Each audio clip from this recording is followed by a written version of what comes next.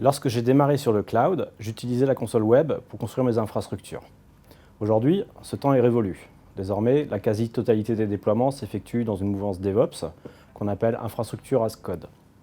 Cela signifie que l'implémentation technique de l'infrastructure cloud, elle est décrite par du code, et ce code il va être ensuite exécuté par un interpréteur en charge de traduire ces lignes de code par de la création de ressources cloud, comme par exemple un serveur virtuel, une règle de firewall, ou n'importe quel autre service managé. Il y a essentiellement 3 avantages à adopter l'infrastructure as code. Le premier, c'est d'accélérer les déploiements. Le second, c'est de pouvoir avoir un versionning de son architecture. Et le troisième, c'est de faciliter les déploiements.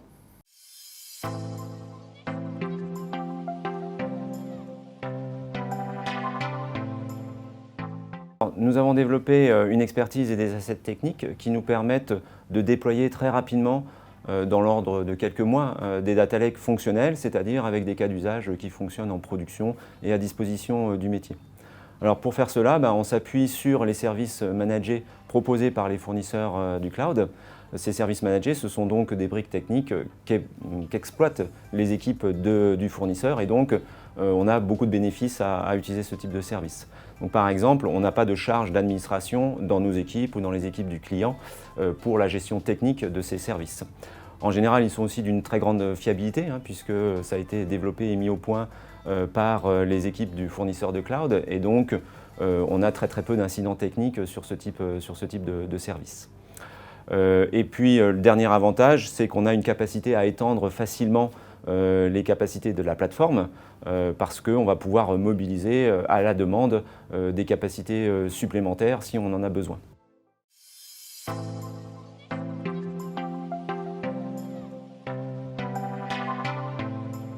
Nous utilisons beaucoup de briques open source dans les projets que nous déployons et tout à fait en convergence avec la stratégie de la plupart des éditeurs de services cloud. Eux-mêmes, ces éditeurs, souvent, s'appuient sur ces briques open source, les packagent et en font des services gérés par eux-mêmes. Et ça nous permet donc d'avoir comme ça à disposition des briques qui sont réutilisables et qui s'appuient sur des technologies qui sont reconnues pour le stockage, pour l'ordonnancement des traitements, etc. Donc ça, c'est vraiment une stratégie intéressante parce que ça peut permettre d'éviter d'être verrouillé avec un vendeur qui a son produit à lui, qui maintenant éventuellement est peut-être moins connu que l'équivalent, la brique open source. Donc ça, c'est intéressant pour éviter le fameux vendor lock-in qu'on évoque. Ça donne aussi au projet une attractivité certaine parce que les gens que l'on recrute, les gens qui travaillent dans nos équipes ont envie de travailler sur ces plateformes dont ils entendent parler partout, qui sont utilisées par les startups de la tech, etc. Et donc ça constitue effectivement des éléments importants d'attractivité du projet. Les candidats et nos collaborateurs n'ont pas l'impression de se spécialiser sur une solution qu'ils ne trouveront pas ailleurs. Le dernier point qui nous semble intéressant, c'est qu'effectivement, on va disposer sur ces solutions, sur ces briques open source, souvent de communautés extrêmement larges, extrêmement importantes, avec une culture du partage, c'est-à-dire qu'on va trouver quand même beaucoup de ressources permettant d'exploiter au mieux, d'utiliser, d'avancer nous-mêmes dans notre connaissance de la solution, sans être verrouillé sur quelques interlocuteurs techniques spécialistes à disposition chez l'éditeur d'une solution.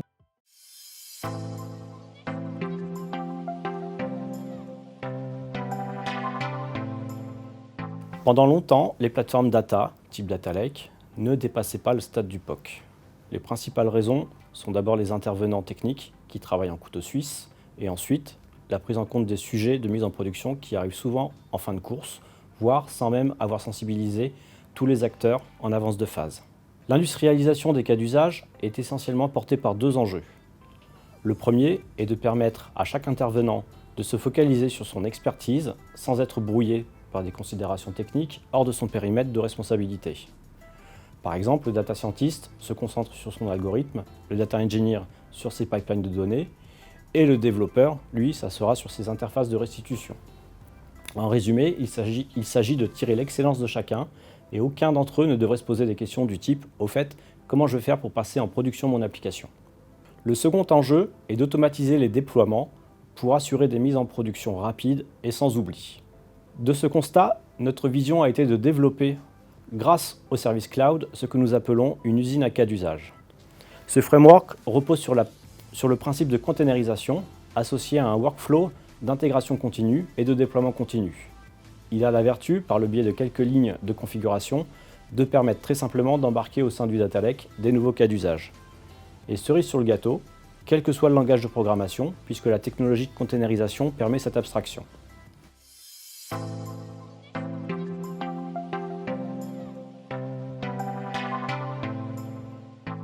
Un autre bénéfice de déployer des architectures data dans le cloud, c'est bien évidemment autour de la montée en puissance, la scalabilité, pour utiliser le terme un petit peu barbare, et puis aussi l'économie de coûts potentiels. Dans sa conception, le cloud permet effectivement de bénéficier de ressources quasi illimitées, au sens où on peut demander à la demande, justement, aux fournisseurs cloud des ressources supplémentaires en fonction de ses besoins de stockage, de calcul, etc. L'autre point, c'est qu'effectivement, la facturation se fait à l'usage.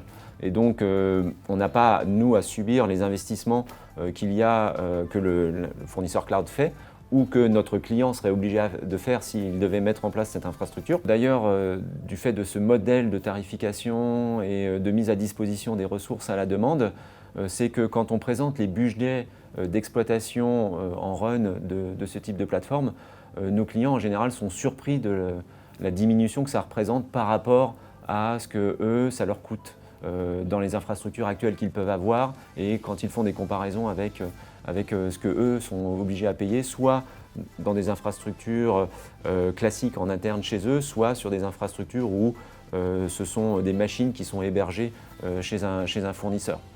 Et il n'est pas rare qu'on annonce des fois des réductions de budget de l'ordre de x10, donc 10 fois moins cher.